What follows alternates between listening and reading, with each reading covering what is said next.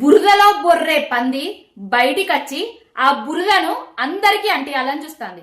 ఆ పంది ఎవరో అర్థమైంది కదా, మన బడివే గుంపు మేస్త్రి. పట్టపగలు 50 లక్షల బ్యాగు సంచులతోటి దొరికిన దొంగ అందరినీ దొంగలు చేద్దామని చూస్తాడు.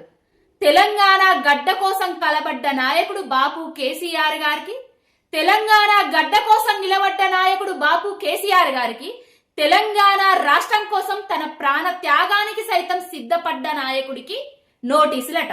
దేనికిరా నోటీసులు? ఎవరికిరా నోటీసులు? ఎందుకురా నోటీసులు?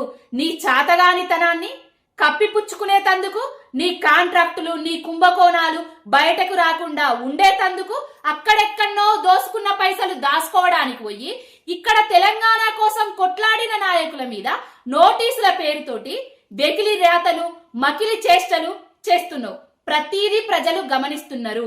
బాపు కేసీఆర్ గారికి నోటీసులంటే తెలంగాణ గడ్డకు నోటీసులు, తెలంగాణలో ఉన్న ప్రతి బిడ్డకు నోటీసులు అన్నట్టు లెక్క.